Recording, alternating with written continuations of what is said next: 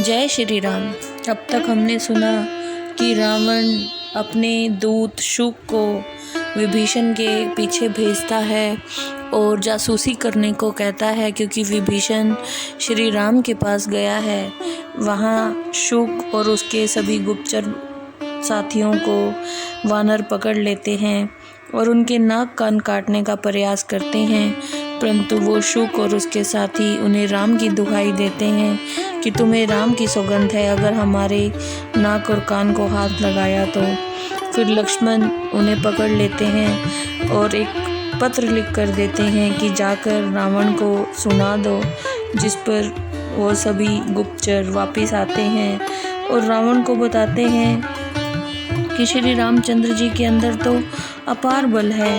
वे तीनों लोगों को तृण के समान समझते हैं। सेना में एक भी ऐसा बंदर नहीं है जो आपको युद्ध में ना जीत सके।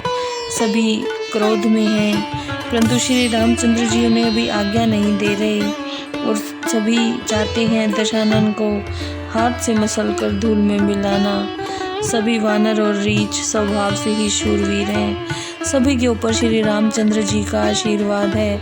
उन्होंने तो आपके भाई विभीषण को लंकेश बना दिया है और विभीषण से उन्होंने उपाय पूछा है कि समुद्र से कैसे रास्ता लिया जाए।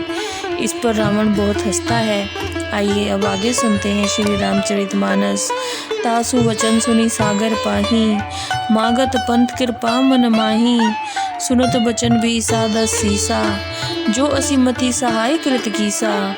विभीषण के वचन सुनकर समुद्र से मार्ग मांग रहे हैं, क्योंकि उनके मन में दया है। दूत के ऐसे वचन सुनकर रावण बहुत हंसा और कहा कि जब उनकी ऐसी बुद्धि है तभी तो उन्होंने वानरों को अपना सहायक बनाया है। सहज भीरू कर वचन दृढ़ाई, सागर सन ठानी मचलाई। मूढ़ मृषा का करसी बढ़ाई, रिपुबल बुद्धि था मैं पाई। विभीषण जो स्वभाव से ही डरपोक है, उसके वचनों पर विश्वास करके समुद्र से बालकों जैसी हट कर रहे हैं। अरे मूर्ख, तू उनकी व्यर्थ प्रशंसा क्यों कर रहा है? मैंने शत्रु के बल और बुद्धि की था पाली है। सचिव सभीत विभीषण जाके, विजय विभूति कहाँ जग ताके। सुनिफल बचन दूत रिस बाड़ी, समय विचारी पत्रिका काढ़ी। जिनके विभीषण जैसे कायर मंत्री हों, उन्हें इस संसार में विजय और यश कैसे प्राप्त हो सकता है? दुष्ट रावण के वचन सुनकर दूत का क्रोध बढ़ गया। उससे उचित समय जानकर लक्ष्मण जी द्वारा दिया गया पत्र निकाला। रामानुज दीनीय बाती, नाथ बचाई जुड़ावं छाती। बीसी बाम कर लीनी रावण, सचिव बोली 60 लाख बचावन। वह बोला, हे स्वामी, श्री रामचंद्र जी के छोटे भाई लक्ष्मण ने आपके लिए ये पत्र दिया है, इसे पढ़कर आप अपना हृदय शीतल कीजिए। रावण ने हंसकर पत्र अपने बाएं हाथ में लिया और मंत्री को बुलाकर उसे पढ़कर सुनाने को कहा। बातन मनी रिझाई सठ, जनी घालसी कुल खीस। राम विरोध न उबरसी, शरण विष्णु अज ईस। पत्र में लिखा था, अरे दुष्ट, केवल बातों से ही अपने मन को समझाकर अपने कुल का घातक मत बन। श्री रामचंद्र जी से विरोध करके ब्रह्मा जी, विष्णु जी और महादेव जी की शरण में जाने पर भी तेरे प्राण बच नहीं सकते। कीत जी मान अनुज ईव, प्रभुपद पंकज भृंग। होएंगी राम सरानल, खलकुल सहित पतंग। या तो अभिमान को छोड़कर अपने छोटे भाई विभीषण की तरह श्री राम की शरण में आकर उनके चरण कमलों का भंवरा बन जा, नहीं तो अरे दुष्ट, श्री रामचंद्र जी की बाण रूपी अग्नि में परिवार सहित पतंगे की भांति स्वाह हो जाएगा। सुनत सभय मन मुख मुस्काई, कहत दसानन सबई सुनाई। भूमि पर आकर गह तकासा, लघु तापस कर बाग बिलासा। पत्र की भाषा सुनकर रावण मन में डर गया, परंतु प्रकट में मुस्कुराता हुआ बोला कि जैसे पृथ्वी पर पड़ा हुआ कोई मनुष्य आकाश को छूना चाहे, वैसे ही ये छोटा तपस्वी डींग हाँक रहा है। कह सुखनाथ सत्य सब वाणी, समझो चाड़ प्रकृति अभिमानी। सुनौ बचन मम परिहरि क्रोधा, नाथ राम सन तजो विरोधा। इस पर शुक ने कहा, हे स्वामी, पत्र में लिखी सब बातें सच्ची हैं। अपने अभिमानी स्वभाव को छोड़कर इस पर विचार कीजिए। आप क्रोध को छोड़कर मेरी बात सुनिए और श्री रामचंद्र जी से वैर करना छोड़ दीजिए।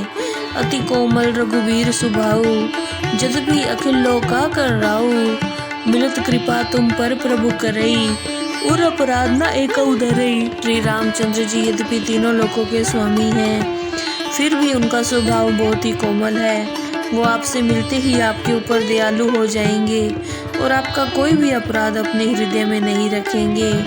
जनक सुता रघुनाथ ही दीजे, इतना कहा मोर प्रभु कीजे, जब ते कहा देन बै देही, चरण प्रहार कीन है सटते ही।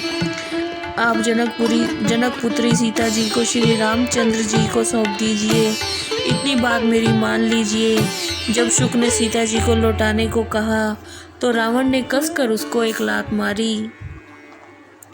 नाई चरण सिर चला सो ताहा, कृपा सिंधु रघुनायक जहा, करि प्रणाम निज कथा सुनाई, राम कृपा आपन गति पाई। इस पर शुक भी रावण के चरणों में अपना शीश झुकाकर वहां चला गया जहां कृपा के सागर श्री रामचंद्र जी ठहरे थे। उन्होंने श्री रामचंद्र जी को प्रणाम करके अपनी सारी कथा सुनाई और श्री रामचंद्र जी की कृपा से अपनी गति पाई। ऋषि अगस्त्य की साप भवानी, राक्षस भयो रहा मुनि ज्ञानी, बंदी राम पद 12 मुनि निज आश्रम कहूँ पगधारा। शिव जी कहते हैं, पार्वती वह शुक पहले ज्ञानी मुनि था, परंतु अगस्त्य ऋषि के श्राप से राक्षस हो गया था। फिर मुनि स्वरूप पाकर वो बार बार श्री रघुनाथ जी के चरणों में प्रणाम कर अपने आश्रम को चला गया। बिनय न मानत जल्दी जड़, गए तिनी दिन बीत, बोले राम सकोप तब, भय बिन होई न प्रीत। श्री रामचंद्र जी को समुद्र पर बैठे बैठे 3 दिन हो गए, परंतु मूर्ख समुद्र ने उनकी बात पर ध्यान नहीं दिया। इस पर श्री रामचंद्र जी क्रोधित होकर बोले कि भय के बिना प्रीति नहीं होती। जय श्री राम।